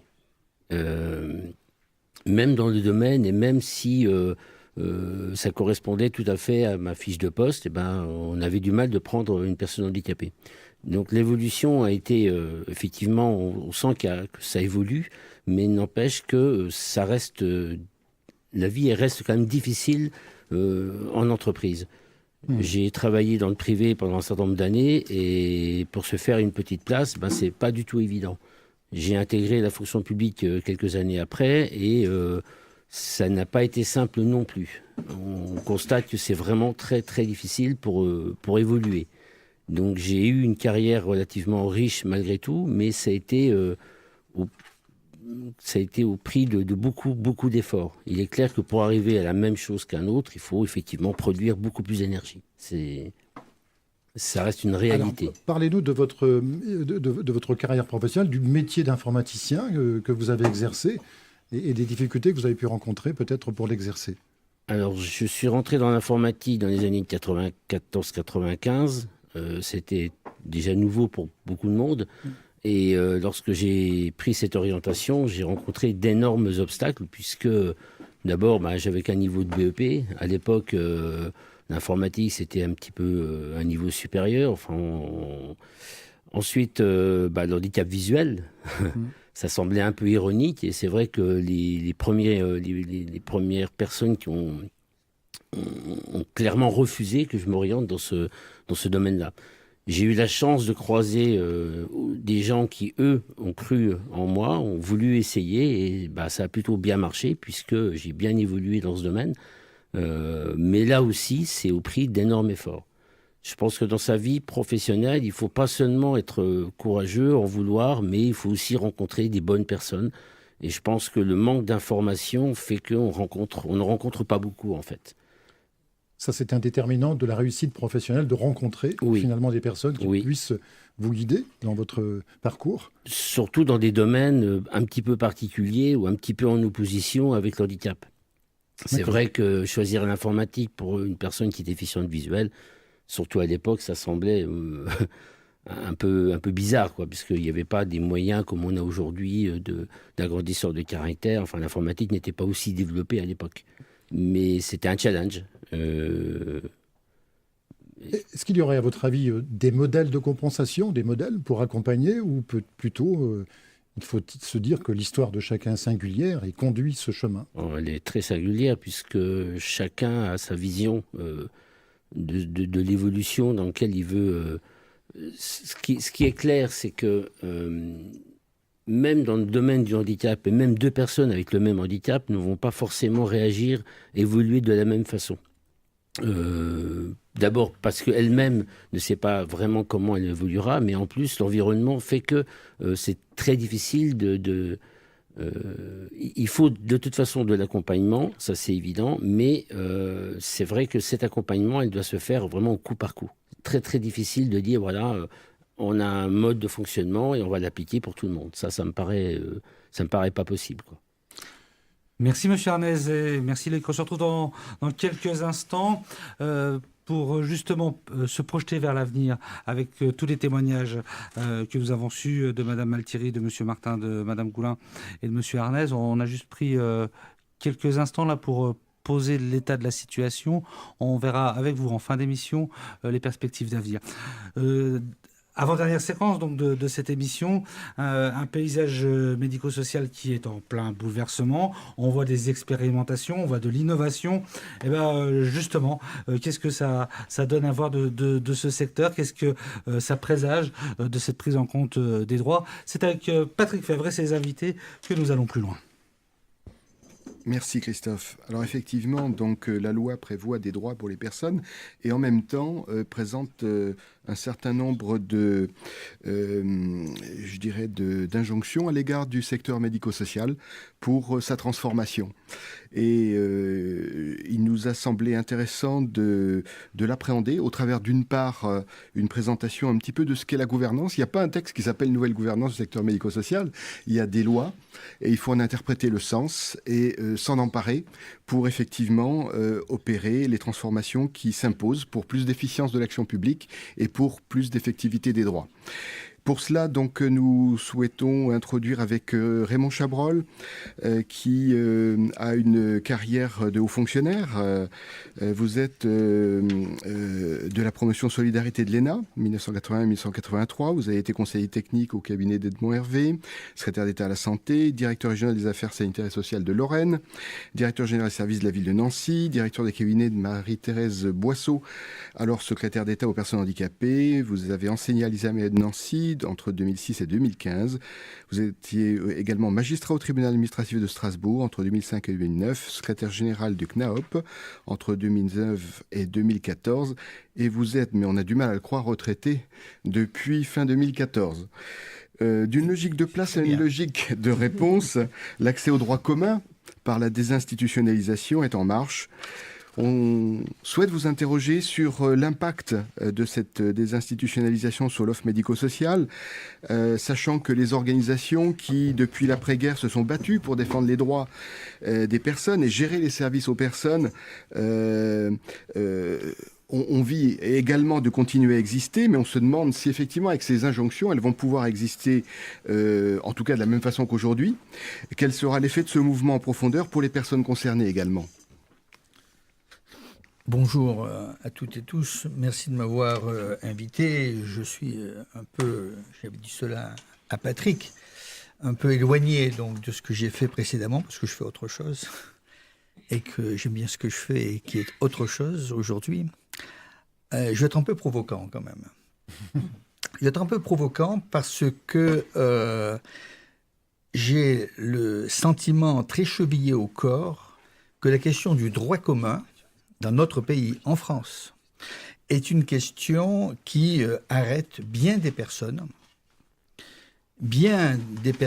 y compris donc qui sont issues ou qui œuvrent dans ce qu'on appelle communément la classe politique, et bien des personnes qui sont concernées par différents sujets, mais qui spontanément pensent que la spécialisation, soit dans des métiers, soit dans des institutions, est une réponse à des situations, particulièrement donc aux situations que crée le handicap. Et quand, tout à l'heure, plusieurs d'entre vous ont relevé que longtemps les personnes handicapées étaient coupées des autres, la réponse qu'on apportait parfois à ces personnes était dans la spécialisation qui n'avait pour autre effet que de continuer à les couper en estimant que le handicap dont ces gens étaient atteints était d'un tel niveau que le droit commun n'était pas fait pour eux. Et que donc il fallait qu'on trouve d'autres solutions. Et moi je pense qu'on a été sur ce sujet-là extrêmement hypocrite à l'égard de la timidité qu'on avait dans le droit commun. Ça c'est la première remarque. Et on a encore du chemin à faire devant nous. Pour prendre un exemple très particulier, certains ont entendu parler du journaliste Dominique Bromberger. Dominique Bromberger a été atteint d'un très grave accident. Il est tout à fait capable aujourd'hui, et il a continué longtemps à faire des émissions. On ne l'a pas vu à la télévision, on l'a entendu à la radio. Ce n'était pas compliqué de le faire venir à la télévision, y compris si on voulait éventuellement cacher son handicap. On sait faire, mais enfin, il n'y avait pas de raison de le faire. Et en tout cas, donc, on ne l'a pas fait. Donc je pense que sur cette question du droit commun, ça appelle de ma part une deuxième remarque, qui est que l'histoire de tous les pays, en tout cas le nôtre, pour ce qui est de la France, montre que chaque fois qu'il y a eu des personnes qui ont changé le regard qu'eux-mêmes et d'autres avec eux portaient sur un sujet, la situation évidemment changé. Alors, les exemples, on en a des milliers. Alors, je vais en prendre un pour ne pas être uniquement donc, dans la question des personnes en situation de handicap. Lorsque, à la fin, enfin, dès le milieu du 19e, et en tout cas après la fin du 19e, et ensuite, on a considéré que l'enfant était un adulte en devenir, et pas simplement un objet qui devait apporter économiquement quelque chose à la famille, d'autant plus que quand cet enfant, pour des raisons de contraception ou d'IVG, n'était pas un enfant désiré, d'accord ? Et c'était un plus qui cultivait la terre à l'époque dans un monde rural, gardait le troupeau, et en tout cas apportait économiquement quelque chose donc à la famille. Quand on a changé le regard, notamment avec Jules Ferry, en créant l'éducation, l'instruction obligatoire, on a considéré que entre 0, si je puis dire, un peu plus tard pour rentrer à la maternelle, et donc 16 ans, maintenant c'est encore repoussé, cet enfant-là d'abord, pour la famille, était un sujet qui devait faire l'objet d'une obligation. L'obligation, c'était que les parents l'envoient obligatoirement sous peine de sanction à l'école, parce qu'il était évidemment porteur d'un avenir. Et troisième remarque, et moi ça, je vous le dis très clairement, ça me choque énormément, il y a un ministère et des acteurs, dont parfois certains d'entre eux s'intéressent au sujet, mais à mon avis insuffisamment, c'est le ministère de la Culture. Alors je vais me dire, mais qu'est-ce que vient faire le ministère de la Culture là-dedans ? Moi, je vais vous le dire, ce qu'il vient faire le ministère de la Culture, c'est que s'il y a un sujet où on est libre, en conscience, de dessiner, d'écrire, de monter des pièces de théâtre, d'aborder des sujets qui sont a priori interdits d'abord à la radio, dans les familles, dans la vie publique, etc. Ce sont les femmes et les hommes de culture. Ce sont les femmes et les hommes, parce qu'ils décident à un moment donné de porter au cinéma, de porter une œuvre d'art, de porter un théâtre, de porter une chanson, etc. Quand Jean Ferrat se fait censurer parce qu'il chante Nuit et brouillard, évidemment, la société française commence à changer autour du sujet de la Shoah, bien entendu.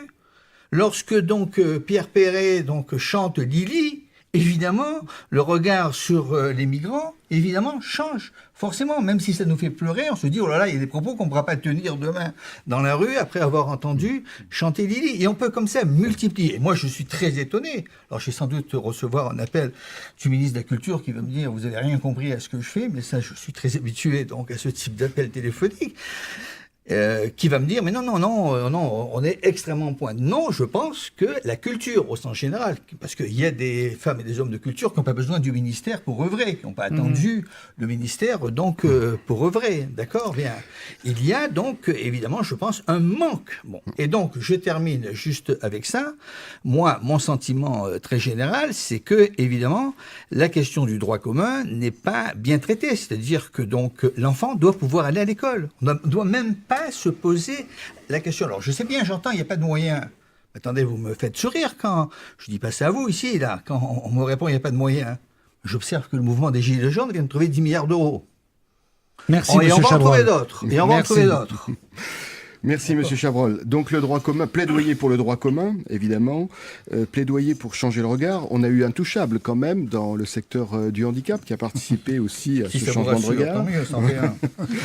Et donc, pour réagir à vos propos, des professionnels du secteur, ça nous paraît effectivement intéressant d'ouvrir le débat à ce niveau-là. Donc, et tout d'abord, Mahmoud Sotki, 58 ans, doctorant en sciences humaines, membre de la commission consultative au niveau des services publics de la métropole, ancien responsable de développement Urapeda, actuellement directeur de développement et de l'offre au CAPS, Carrefour d'accompagnement public social. Donc, on voudrait vous entendre, Mahmoud Sotki, sur les innovations organisationnelles qui finalement répondent à cette interpellation d'un recours au droit commun. Comment, effectivement, dans vos expériences professionnelles et actuellement au CAPS, vous réagissez à cette exigence de politique inclusive? Tout d'abord, merci de l'invitation. Et peut-être, comme le souhaitait et le soulignait professeur Chabrol, c'est bien de revenir un petit peu sur notre histoire. Le CAPS, c'était les hospices de Rosières pendant plusieurs siècles. Et depuis 1989, grâce à la loi, grâce à l'engagement politique du département, aux autorités, aux institutions, ça s'est transformé effectivement en établissements sociaux, médico-sociaux, imparfaits soit-il pour certains, mais néanmoins, ça permet de voir effectivement en 30 ans le chemin parcouru tous ensemble. Le secteur médico-social est déjà en train de réfléchir depuis plusieurs mois, voire plusieurs années, puisque aujourd'hui, ce qui guide l'action sociale ou médico-sociale, c'est les besoins des personnes. La loi, les orientations, les logiques, les oppositions effectivement de logique entre le tout institutionnel ou le tout inclusif et le tout milieu ordinaire, ces solutions ne sont pas valables pour tous les publics. Les besoins émergents, les besoins des personnes, c'est ce qui guide cette action et c'est ce qui guide la manière effectivement d'apporter les réponses. Aujourd'hui, nous sommes conscients que les structures dites classiques pour certains répondre à un certain public effectivement avec ce que impose la loi sur la démarche participative, sur la démarche inclusive, sur le fait d'amener vers des solutions concertées partant de la personne, avec son aidant naturel, avec le mandataire judiciaire et d'autres acteurs. Ce dont on est sûr aussi aujourd'hui, c'est qu'on ne peut plus raisonner la personne à un moment T dans un endroit X. Il faut l'inscrire dans une logique de parcours et de fluidification de parcours. Elle est aujourd'hui dans une institution, quelle qu'elle soit, considérée fermée, en milieu protégé, dans le domaine du logement, dans le domaine de l'emploi, peu importe. Mais au fur et à mesure, effectivement, de ce travail d'autonomie, c'est de l'amener au fur et à mesure et le plus proche possible du milieu ordinaire.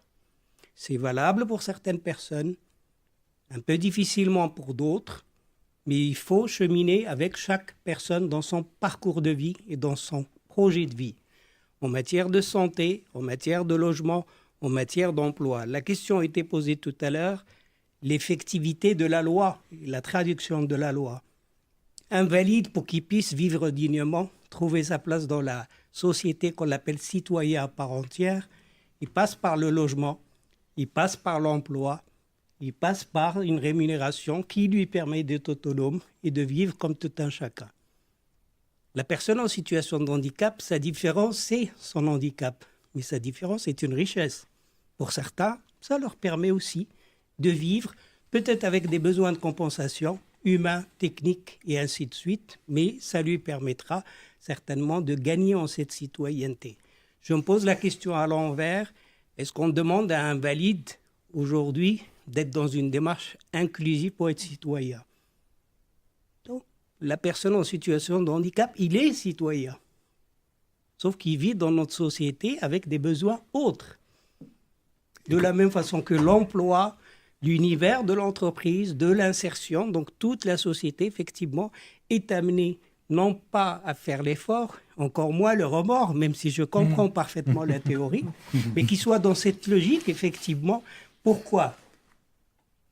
Mon humble expérience m'a amené au bout de 30 ans à être témoin de situations singulières. Je suis professionnel, Mais je suis aussi une personne qui a été en contact avec des situations singulières. Que disent ces situations singulières? Dans le domaine du handicap, il y a les visibles et les invisibles. Et les invisibles, c'est les vrais transformateurs de notre société. Parce que c'est ceux-là qui nous interpellent. Pourquoi? Parce que quelque part, on ne peut pas les considérer comme en situation de handicap puisque leur handicap est invisible. Et on ne peut pas les considérer comme valides puisqu'on leur rappelle qu'ils sont différents. Donc quelque part, ils interpellent notre société à tout point de vue. L'inclusion pour eux, ce n'est pas aller s'adapter au système, c'est comment le système va pouvoir s'adapter à moi alors que mon handicap n'est pas visible. Et là, c'est tout un effort sociétal. Là encore, un élément important dans cette dimension invisible. Tout à l'heure, professeur parlait effectivement du remords, comment éveiller la conscience. Moi, je rajouterai un autre élément et j'expliquerai pourquoi. Cet élément, il s'appelle la responsabilité individuelle et collective. Pourquoi? Parce que dans cet handicap invisible, nous avons énormément de personnes qui ont été victimes d'un accident de la vie, traumatisme crânien, AVC ou autre, qui sont devenus en situation de handicap, qui ne l'ont pas été. Donc, ils ne connaissent pas l'univers du handicap. Et ces personnes, de par cette nouvelle donne dans leur vie, comme ceux qui sont devenus sourds ou devenus effectivement avec une déficience quelconque, ça s'appelle l'handicap acquis. Cet handicap acquis transforme leur projet de vie, leur parcours de vie, et en même temps interpelle la société. On leur dit d'être en situation de handicap et d'avoir ce statut, sauf qu'ils n'ont jamais connu ce statut-là. Merci, M. Sotti. Merci. Maintenant, nous voudrions interroger Laurent Morel-Jean, psychologue, directeur des établissements et services de l'association Turbulence. Nous avons entendu le président en cours d'émission. Vous accueillez dans vos établissements des personnes lourdement handicapées. Le vieillissement des personnes handicapées y est-il pris en compte? On l'a évoqué rapidement avec Mme Maltieri tout à l'heure. Cela implique-t-il qu'ils devront quitter leur structure ou quels sont les accompagnements qui vont être mis en place lorsque, aux yeux de la loi, ils ne seront plus personnes handicapées mais personnes âgées? Oui, tout à fait. Tout d'abord, merci pour votre invitation et ravi d'être intellectuellement si bien entouré. Voilà. Au-delà de 60 ans, la personne handicapée, finalement, dans le domaine d'intervention dans lequel j'exerce, finalement, les personnes sont très sévèrement handicapées et peu de personnes arrivent encore à cet âge. La majorité des personnes qui résident en maison d'accueil spécialisée ont une espérance de vie d'une 50aine d'années actuellement.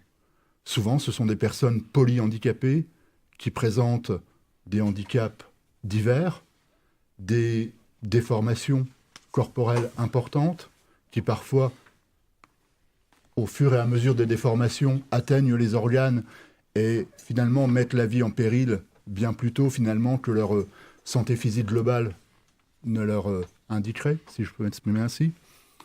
Mais finalement, quoi qu'il en soit, moi je mets toujours en parallèle avec le vieillissement des personnes ordinaires. Et je ne sais pas s'il vaut mieux être à 50 ou 60 ans en maison d'accueil spécialisée ou à 85 ans en EHPAD. Récemment, nous avons une infirmière qui nous a rejoints et finalement, elle a fait le choix de faire 40 km tous les jours pour travailler parce qu'elle ne pouvait plus accompagner des personnes âgées. Seule, elle était sur 3 bâtiments, elle accompagnait 80 personnes âgées de plus de 80 ans en moyenne. Dans l'établissement dans lequel nous avons la chance d'exercer, cette infirmière s'occupe d'une petite quarantaine d'usagers et finalement le travail est sans doute plus proche pour ces personnes handicapées, bien qu'elles soient vieillissantes. Effectivement, donc là, on s'éloigne un peu de la citoyenneté pour prendre en compte la question, je dirais, des besoins liés au vieillissement. Néanmoins, effectivement, on voit bien que le respect des droits de la personne, le respect à la dignité, le respect, effectivement, des besoins spécifiques des personnes tout au long de leur vie fait partie, finalement, de ce besoin de citoyenneté. Oui, tout à fait. Si je peux me permettre, de toute façon, pour des personnes qui ont une 60aine d'années, qu'est-ce qui est important? Chacun a sa réponse. nous essayons de considérer que l'éducation, quel que soit l'âge, demeure un atout indispensable. Et finalement, éduquer, ce n'est pas seulement acquérir des compétences académiques, avoir des diplômes, c'est finalement continuer à apprendre, continuer à découvrir. Et pour ces personnes, ça passe par des choses très simples. Bien sûr, elles sont dans un établissement qui les sécurise, leur lieu de vie. On essaie de respecter le plus possible ses habitudes, ses rituels, ses temps scandés dans la journée, mais on essaie aussi de les mettre en insécurité. Parce que mettre les personnes en insécurité, c'est simplement à travers des changements dans le quotidien, c'est aussi permettre à la personne de continuer à s'adapter et finalement à profiter d'une éducation par le changement. Et à changer le regard, comme plusieurs interlocuteurs l'ont dit tout à l'heure. Tout à fait. Ce qui est d'ailleurs facilité par le principe d'urbanité qu'évoquait le président Delay.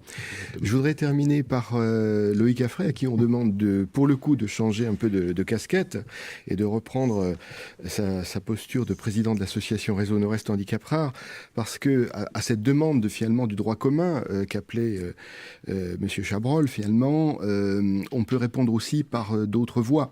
Les voies du travail en réseau, de la coopération, finalement, pour avoir des réponses territorialisées à des problématiques spécifiques. Oui, je le fais volontiers, mais avant, si vous me permettez, je vais réagir aux propos de M. Chabrol, sans polémique aucune, bien évidemment, mais sur un terme qui me semble moi, extrêmement important. Oui, tout à fait. Voilà. La spécialisation. Alors, figurez-vous que moi, j'y crois.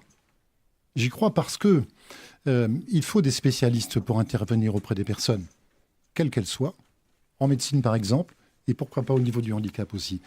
Parce que la spécialisation, c'est non seulement un diplôme, mais c'est de la compétence accumulée avec le temps. C'est de l'expérience partagée. Et comme je crois à l'équipe pluridisciplinaire, et comme je crois aussi que la spécialisation s'acquiert aussi en partageant des expériences avec les familles, nous sommes tous des spécialistes. Si tant est que nous voulions bien travailler ensemble, d'une certaine façon. Voilà. Et en ce sens-là, il faut éviter effectivement que le droit commun soit une norme, de mon point de vue, qui s'applique à tous. Parce que nous sommes tous singuliers. Dans ce sens-là, je crois à la spécialisation. Et je ne suis pas d'accord avec vous. Mais nous pourrons en discuter. On va y revenir dans quelques instants. Loïc. Alors, je n'ai pas le droit de dire un mot, là. Allez, vite fait, parce que vous êtes interpellé. Un mot rapide. Rapprochez-vous du micro, par contre. Un mot rapide. Je pense que j'ai été mal compris si vous pensez que je suis contre les spécialisations. Oui. Ce qui m'arrête, c'est l'institution, voilà. les murs je ne pas spécialisés. Un enfant qui va à l'école, quel que soit donc son handicap, admettons qu'il ait besoin d'une psychologue, il peut avoir une intervention à l'école. Il a besoin d'ergothérapie, il peut avoir l'intervention à l'école. Eh ben donc vous êtes d'accord. Il a besoin d'un soin, il peut avoir le soin à l'école. Il n'est pas obligé de vivre 24 heures sur 24 dans un établissement pour vivre sa vie. Voilà, c'est là où je suis en désaccord avec vous. Ce que je voulais dire, c'est qu'il faut que la norme ne gomme pas les différences. Alors si la norme n'est pas le droit commun, vous allez maintenir les institutions spécialisées. Ah non, je ne parle pas des murs, je parle des personnes qui interviennent. Non, mais la norme est le droit commun. Monsieur Affray, vous voulez bien répondre à la question de monsieur sur le handicap rare, c'est d'abord une expérimentation. Voulu parce que notre intention était de sortir du paradigme, de rentrer dans ce nouveau paradigme, et de sortir peut-être d'une expérience monobloc d'établissement avec une association, un handicap, un traitement particulier, une histoire, voilà. Nous voulions travailler en réseau avec les autres, partager nos savoir-faire, nos expériences. Comment ça s'est fait sur le handicap rare au niveau du Grand Est? Très simplement, d'abord par amitié avec certaines personnes, professionnelles, parents, amis, avec lesquels nous partagions des idées communes, justement de faire en sorte que nos différents savoir-faire puissent s'accumuler pour que la réponse soit plus pertinente dans le milieu ordinaire. L'équipe Relais est née comme ça, à partir d'associations, d'établissements médico-sociaux qui ont voulu travailler ensemble, en gommant des aspects extrêmement importants dans le secteur, le pouvoir, la gouvernance est partagée, en mutualisant nos savoirs, nos savoir-faire, en mutualisant nos moyens techniques, en mutualisant nos professionnels pour répondre tout simplement à un exercice difficile, c'est de faire en sorte que les personnes ayant des handicaps complexes, des handicaps rares, puissent être intégrées dans la société. Vous avez dit l'essentiel de votre réponse, Loïc ? Ouais. Oui, vous êtes au complet. Ouais, c'est super. On fait une toute petite pause musicale et on attaque la toute dernière partie de cette émission, à savoir, justement, pour demain, professionnels et personnes handicapées qui êtes venues témoigner, de quoi vous rêvez pour demain ? Ça nous avait été demandé, je crois, par une des personnes participantes à cette émission. Voilà, ce petit hommage à France Gall. On arrive dans la dernière partie de cette émission, voulue dans le cadre du grand débat, avec une attention particulière donc pour les personnes handicapées, avec leur façon de vivre et de leur permettre de vivre encore plus et encore mieux ensemble avec la société, leur citoyenneté. Voilà, c'est pas pour justement qu'ils les vivent entre eux, mais vivre en société.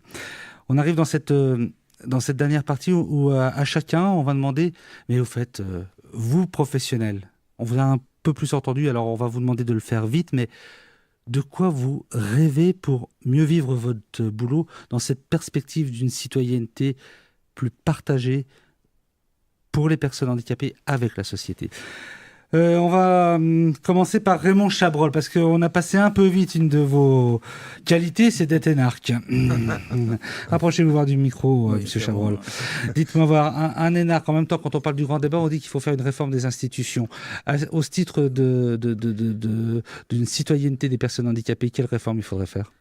Alors moi, elle est très simple. Qu'est-ce qu'on attend donc des fonctionnaires ou des contractuels qui travaillent dans les services publics ? On attend d'eux qu'ils appliquent les règles. Alors, certes, avec humanité, avec intelligence, mais qu'ils appliquent les règles. Et il arrive, dans un certain nombre de cas, que les règles soient limitantes et que donc celui qui est chargé de les appliquer ne puisse pas aller au-delà donc des règles et donc forcément oppose un refus à la personne qui lui demande d'aller au-delà des règles. Bien, ça c'est évidemment le comportement, en tout cas que moi j'ai appris donc à l'ENA, c'est-à-dire on respecte la loi, on respecte les règles et s'il faut dire non, on dit non parce que ça fait partie du métier. Donc ce que j'attends moi, c'est que les politiques s'empare donc évidemment des limites qui sont repérées par les agents du service public, parce que ces limites sont inintelligentes dans un certain nombre de cas, et que les politiques les fassent évoluer. Et une façon pour les politiques de faire évoluer les règles, et à mon avis je pense qu'on est extrêmement timoré dans notre pays, c'est d'accepter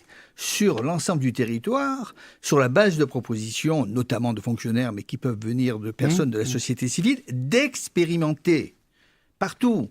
Et ensuite de tirer les leçons de l'expérimentation. Et moi, je vous fiche ma main au feu que lorsque vous êtes devant une règle inintelligente, si vous expérimentez, vous n'allez pas rester longtemps avec une règle inintelligente. Donc c'est et voilà ce que j'attends qui remet en cause les règles. Et des fonctionnaires qui les respectent parce que c'est leur métier, mais que des politiques fassent le leur et admettent qu'il y a des règles qui ne fonctionnent pas, qui sont inintelligentes et qu'ils fassent progresser le droit sur ce sujet-là. Le psychosociologue Richard Clodon, lui, avec ce double regard de la psychosociologie. Oui, par rapport à ce que j'ai dit, donc l'effet un peu électrochoc de la loi 2502 sur les professionnels, qui a fait que bon, ceux qui n'osaient pas, ceux qui étaient timorés, maintenant y ont pris goût, et que d'une certaine manière, par rapport aux enseignants, il y a eu ce conflit entre des valeurs élitistes et en même temps des valeurs humanistes qui ont fait que c'est passé. Et je dirais que ce mouvement-là, c'est très bien. Ce mouvement vers le droit commun, c'est très bien.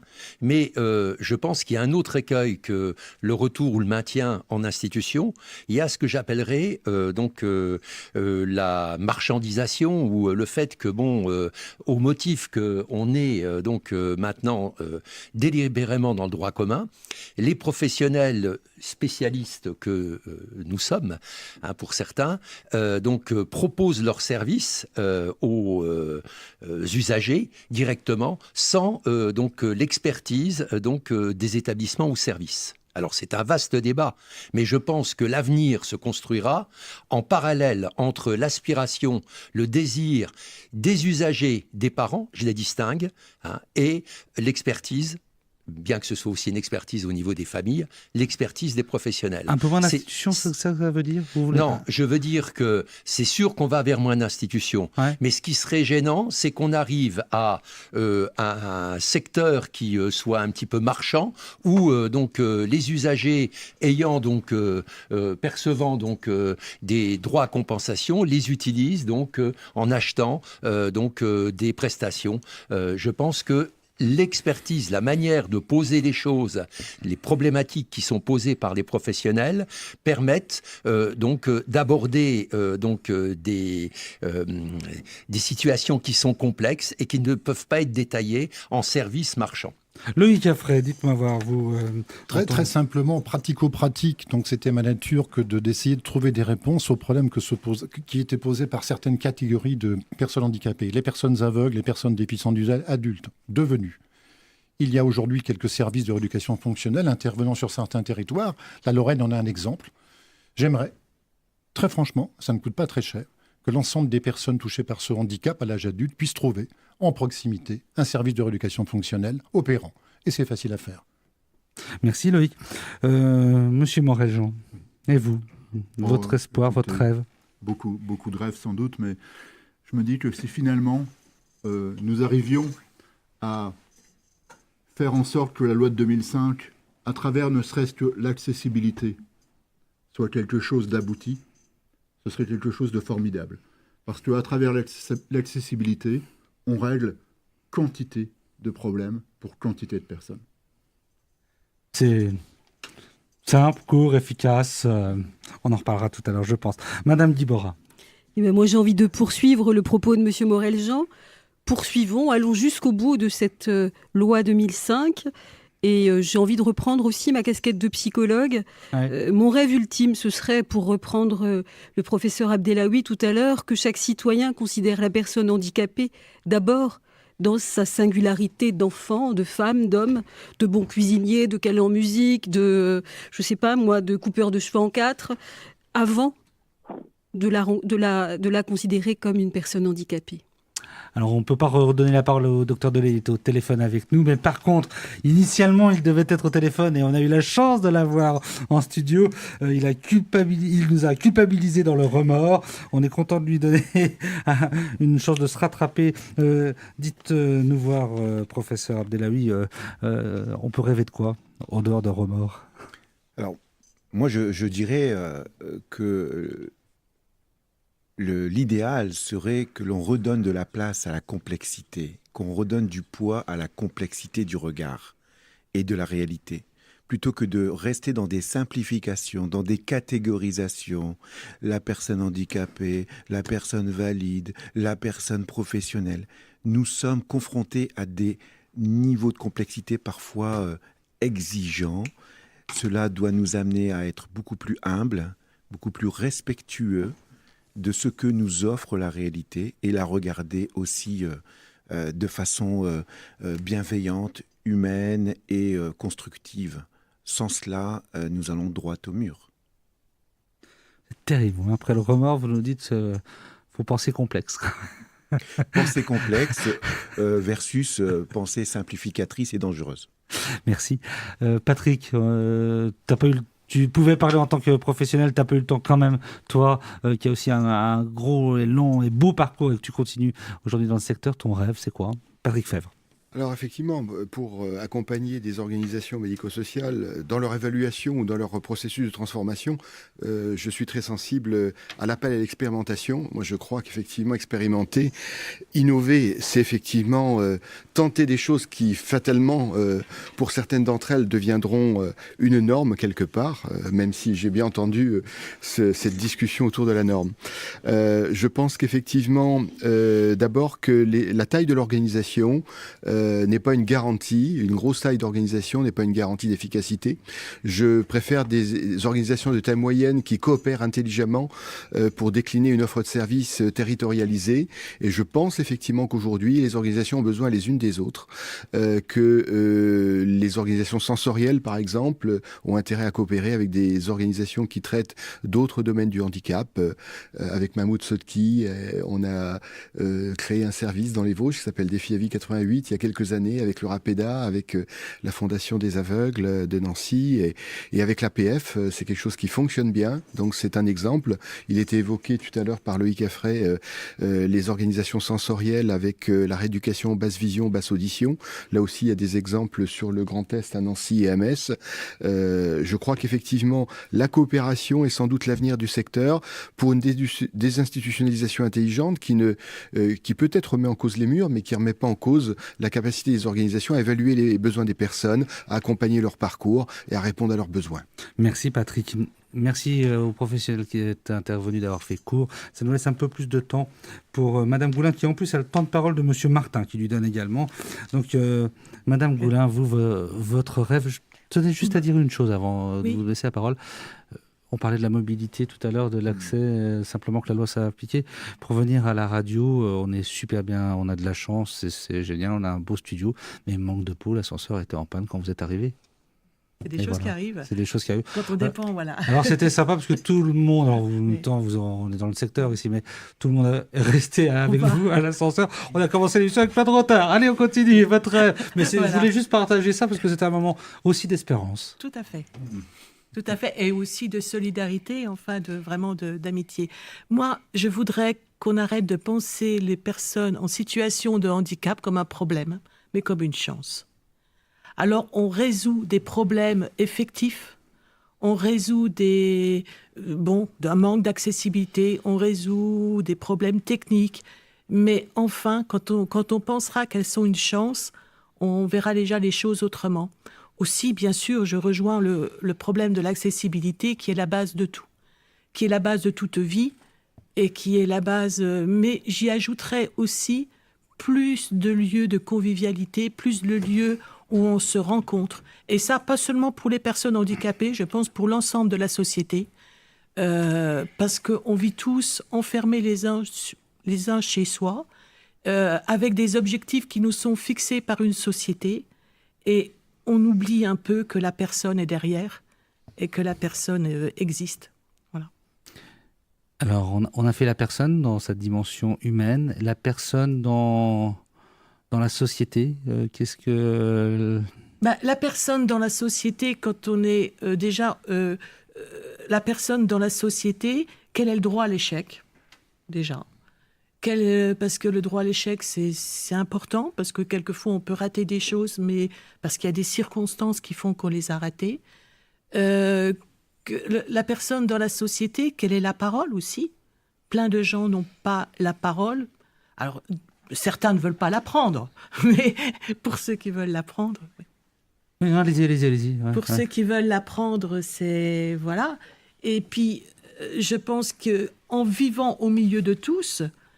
c'est vrai que les établissements sont nécessaires, mais il faut des ouvertures aussi, parce que moi j'ai vécu longtemps dans un établissement et c'est très difficile de se rééduquer, entre parenthèses, et de vivre en milieu, parce qu'on ne sait pas comment se comporter, parce qu'on sait qu'on est catalogué comme personne handicapée et quelque part on veut imiter ceux qui sont valides. Alors que... voilà. Et vous, qu'est-ce qui vous a permis de sortir de ce complexe, je dirais presque remords? Disons que moi, j'en suis sortie il n'y a pas tellement longtemps, parce que j'ai fait ma scolarité donc, à Flavigny, etc. Après, je me suis retrouvée sans travail dans un village très isolé. Donc là, c'était difficile, la sociabilité était très difficile. Et voilà seulement que 3 ans que j'habite à Saint-Nicolas-de-Port et que j'ai une vie sociale par l'intermédiaire de l'APF, par d'autres. Voilà. Donc votre solution, celle que vous préconisez, c'est la sociabilité, c'est-à-dire développer des réseaux, développer des lieux de parole, développer... voilà. Et la boucle est bouclée. Comment ? Et la boucle est bouclée comme ça. Je ne veux pas vous couper. Vous vouliez encore dire autre chose? Non, parce que vous avez la parole. C'est gentil. Profitez-en. Non, c'est gentil, c'est déjà... Merci. Jean-Noël Arnaise, et vous alors? Votre rêve? Mon rêve, c'est d'arriver à faire une carrière professionnelle sans rencontrer autant de difficultés que j'ai rencontrées. Je veux dire que Loïc, tout à l'heure, a dit que j'ai eu une carrière assez exemplaire et c'est vrai que je suis assez satisfait de cette carrière. Cependant, elle m'a coûté relativement cher. C'est très difficile d'évoluer quand on a un handicap. C'est quand même pas simple. Il faut rencontrer de bonnes personnes, ça c'est vrai, mais au-delà de ça, il faut toujours faire ses preuves. On est, comme vous avez dit tout à l'heure, il faut que des gens acceptent aussi qu'on puisse faire des erreurs, ou en tout cas qu'on ne soit pas toujours aussi performant, parce que ça nous demande d'énormes efforts. Il faut en être conscient, accepter que pour arriver au même résultat, on est parfois obligé de fournir davantage d'énergie. Sur le plan humain, c'est pareil, on met en place des avantages pour les handicapés, comme des allocations ou autres, mais il ne faut pas faire ça à deux vitesses. Par exemple, on décide d'accorder aux handicapés la possibilité de surcotiser pour des trimestres, mais après 2003. Donc les handicapés avant 2003, ils ne peuvent pas. Je ne comprends pas. J'ai du mal d'imaginer qu'on puisse traiter les handicapés différemment, alors qu'à la base, le problème est le même, quoi. Voilà, c'est des situations comme ça que je trouve un petit peu dommage. Et surtout, dans le milieu professionnel, oui, plus de compréhension et surtout peut-être informer davantage, parce que souvent, c'est ce manque d'information auprès des gens. De quelle nature quel type d'information? Eh bien, pas directement lié aux professionnels, mais aux handicapés. C'est-à-dire qu'en fait, la plupart des personnes que j'ai rencontrées, dans un premier temps, ils ont peur. Ils ne comprennent pas, ils ne savent pas. Et on a beau leur dire, oui, mais bon, le handicap, effectivement, va nous poser des problèmes dans tel et tel domaine. Il y a des choses qu'on ne peut vraiment pas faire. Moi, j'ai rêvé d'être pilote d'hélicoptère. Évidemment, je ne peux pas, c'est évident. Mais à l'inverse, je voulais faire de l'informatique et on n'a pas fait... Enfin, on m'a beaucoup mis le bâton dans les roues pour que je puisse faire de l'informatique. Donc, c'est vrai que il faut qu'on nous écoute aussi un peu plus et que les gens soient plus informés sur cette émission, par exemple. Moi, je trouve qu'elle est très riche parce que justement, elle apporte au-delà des témoignages, elle va apporter certainement auprès des personnes une information qui va sûrement les surprendre d'ailleurs pour un certain nombre de choses. Et ça, c'est quand même important de voir que y a des handicapés qui réussissent et il y a des handicapés qui pourraient réussir s'ils étaient un peu aidés. Merci à vous. Dites donc, on va se tourner à Monsieur Favre qui me donne des antisèches, mais du coup, je suis perdu. Madame Maltieri, donc on va terminer avec vous votre thème. Ouais. C'est une bonne idée. C'est vrai. Je ne sais pas. Pourquoi? Pourquoi c'est pas une bonne idée de terminer? Alors, j'aimerais bien terminer avec vous, mais devant le micro. Oh, excusez-moi. J'ai envie de vous dire que je n'ai plus l'âge d'avoir beaucoup de rêves. Mon rêve, ça serait, si je pouvais l'exprimer vraiment, ça serait de ne pas laisser ma fille derrière moi. Ça serait mon rêve. Cependant, si je me retourne un petit peu sur mon parcours, j'ai eu une vie qui n'a été faite que de combats, de toutes sortes, surtout pour elle. Et ce qu'elle m'a apporté peut-être de bon, c'est qu'elle m'a aidé peut-être à me révéler, différente de ce que j'aurais été autrement. Que mon rêve, ce serait que le regard de la société change vis-à-vis du handicap, quel qu'il soit, que ce soit le handicap physique, le handicap sensoriel, le handicap mental. Je pense à tous ces enfants autistes, tous ces enfants polyhandicapés que personne ne regarde ou qui semblent tellement transparents. La citoyenneté, ils n'ont pas le droit de vote.